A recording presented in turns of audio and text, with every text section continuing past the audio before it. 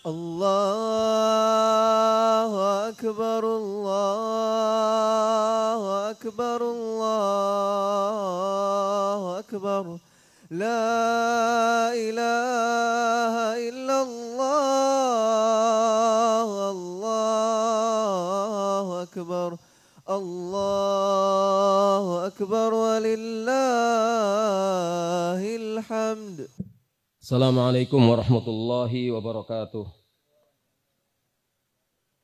Innal hamdalillah nahmaduhu wa nasta'inuhu wa nastaghfiruh wa na'udzu billahi min shururi anfusina wa min sayyiati a'malina. May yahdihillahu fala mudilla lahu wa may yudlil fala hadiya lahu. Asyhadu an la ilaha illallah wahdahu la syarika lahu وأشهد أن محمدًا عبده ورسوله يا أيها الذين آمنوا اتقوا الله حق تقاته ولا تموتن إلا وأنتم مسلمون يا أيها الناس اتقوا ربكم الذي خلقكم من نفس واحدة وخلق منها زوجها وبث منهما رجالا كثيرا ونساء واتقوا الله الذي تساءلون به والأرحام إن الله كان عليكم رقيبا يا أيها الذين آمنوا اتقوا الله وقولوا قولا سديدا يصلح لكم أعمالكم ويغفر لكم ذنوبكم ومن يطع الله ورسوله فقد فاز فوزا عظيما أما بعد فإن أصدق الحديث كتاب الله وخير الهدي هدي محمد صلى الله عليه وسلم وشر الأمور محدثاتها وكل محدثة بدعة وكل بدعة ضلالة وكل ضلالة في النار اللهم صل وسلم وبارك على عبدك ورسولك محمد وعلى آله وصحبه أجمعين أما بعد الله أكبر الله أكبر الله أكبر لا إله إلا الله والله أكبر الله أكبر ولله الحمد. Kaum muslimin jamaah salat Idul Adha yang dirahmati Allah, sesungguhnya Allah maha sempurna. Karena itulah Dia tidak lupa dan tidak akan lupa terhadap janji-janjinya, dan tidak akan lupa terhadap apapun yang kita lakukan, seremeh apapun. Kalau Allah mengampuni dosa kita, itu bukan karena Allah lupa akan kesalahan-kesalahan kita, tapi itu adalah karena kasih sayang Allah kepada kita. Allahu Akbar, Allahu Akbar, Allahu Akbar walillahil hamd. Allah berfirman, "Wa ma kana rabbuka nasiya." Dan Allah Rabbmu, Tuhanmu tidak akan lupa. Musa alaihi salatu wassalam ketika ditanya oleh Fir'aun tentang ma balul qurunil ula, bagaimana gerangan keadaan generasi-generasi terdahulu, Musa menjawab, qala ilmuha 'inda rabbi fi kitab la yadhillu rabbi wa la yansa. Ilmunya ada pada Allah. Ilmu tentang generasi terdahulu ada pada Allah, tercatat di dalam Lauh Mahfuz. Allah tidak akan salah dan Allah tidak akan lupa. Kaum muslimin yang dirahmati Allah, sedangkan kita, maka kita lupa. Dahulu kita disusui oleh ibu kita. Apa ada di antara kita yang ingat? Kita, meskipun kita lupa, tapi kita yakin bahwa kita dulu disusui oleh ibu kita. Mengapa demikian? Karena banyak pengingatnya, banyak saksi-saksi, dan juga sudah merupakan sesuatu yang pasti bahwa bayi disusui oleh ibunya jika keadaannya normal. Meskipun kita sekarang tidak merasakannya dan sudah lupa. Kita memang pelupa. Banyak peristiwa beberapa saat lampau yang kita tidak mengingatnya lagi.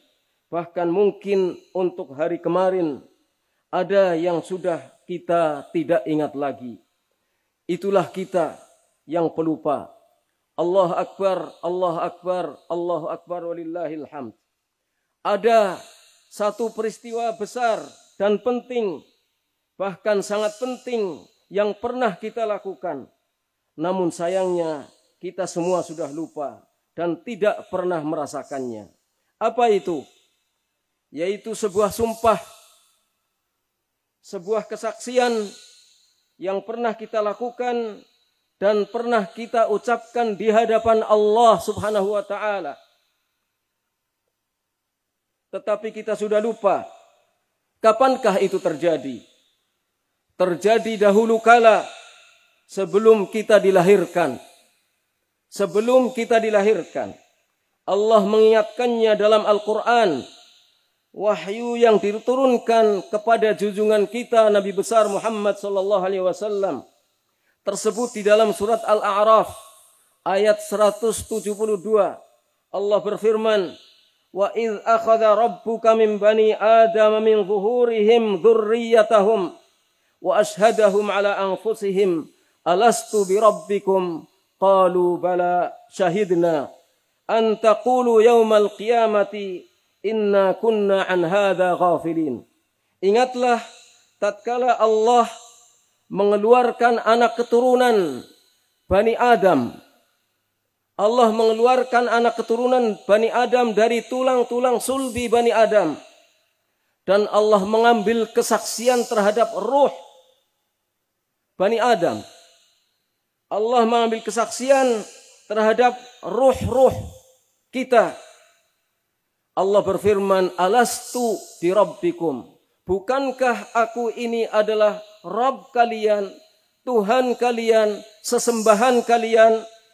Maka waktu itu manusia menjawab, roh-roh manusia menjawab, qalu bala. Mereka menjawab, ya Allah, syahidna, kami bersaksi. Antaqulu, kenapa Allah mengambil kesaksian ini? Antaqulu, supaya kamu tidak berkata nanti pada hari kiamat, sesungguhnya kami terhadap ini semua sudah lupa.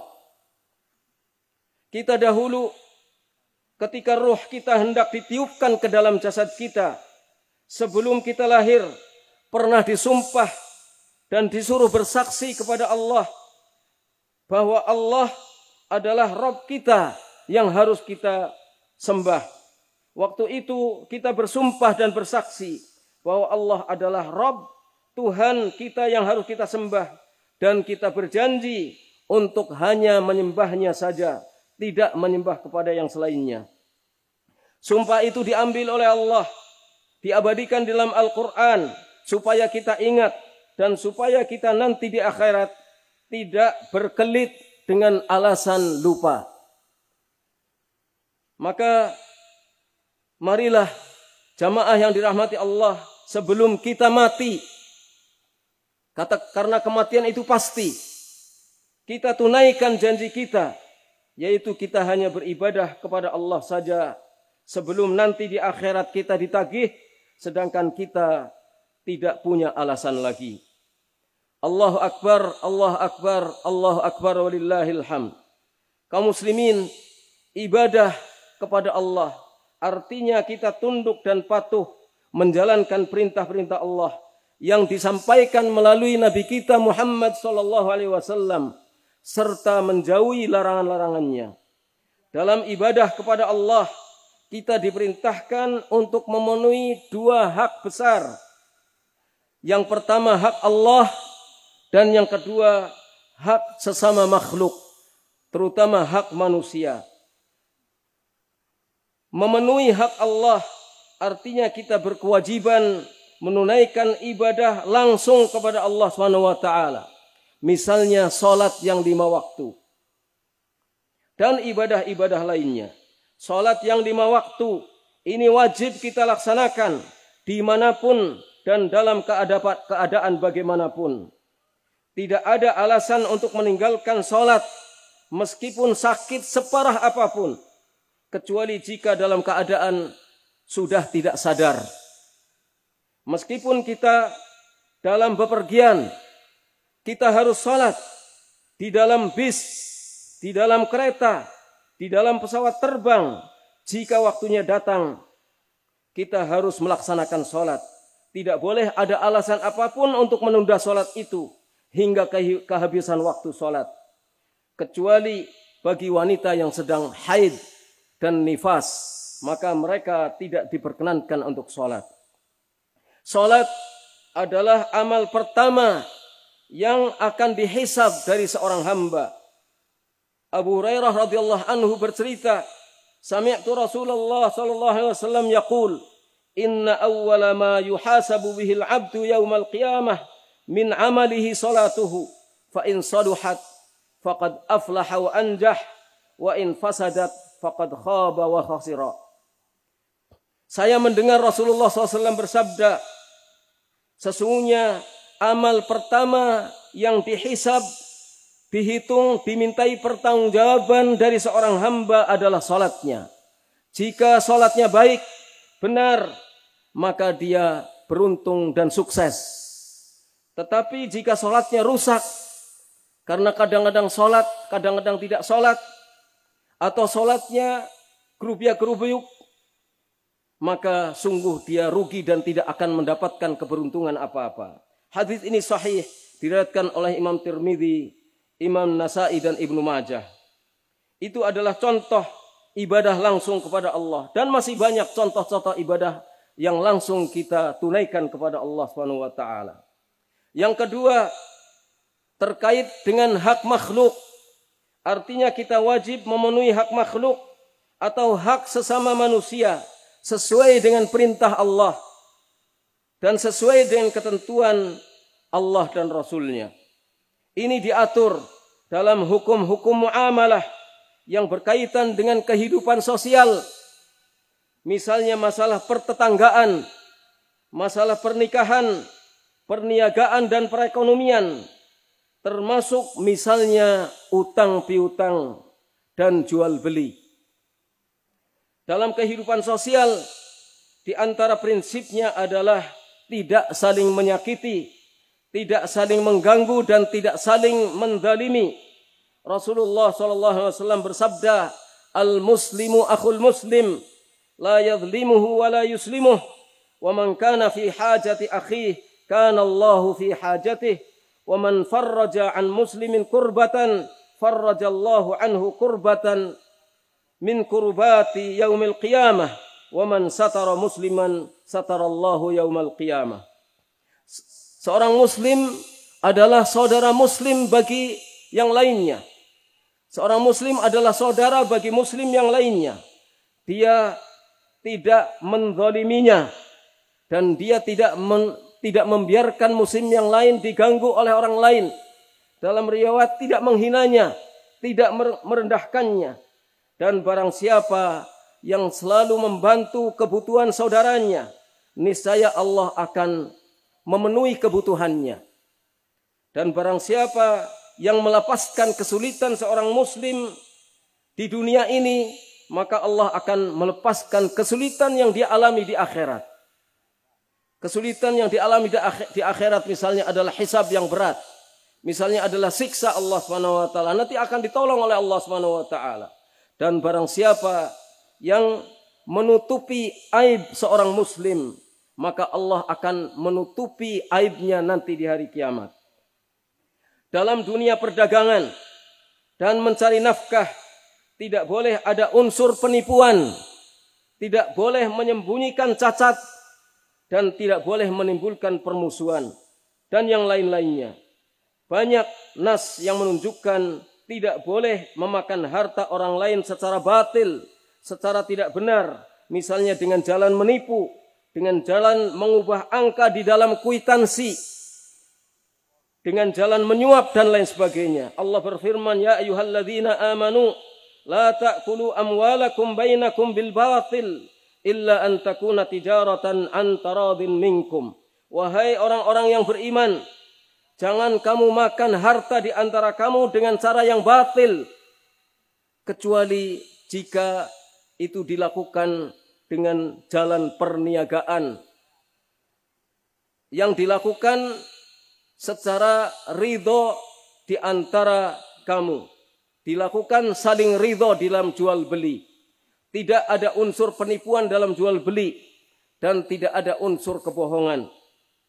Allah juga berfirman dalam surat Al-Baqarah ayat 188. وَلَا تَأْكُلُوا أَمْوَالَكُمْ بَيْنَكُمْ بِالْبَاطِلِ وَتُدْلُوا بِهَا إِلَى الْحُكَّامِ لِتَأْكُلُوا فَرِيقًا مِنْ أَمْوَالِ النَّاسِ بِالْإِثْمِ وَأَنْتُمْ تَعْلَمُونَ.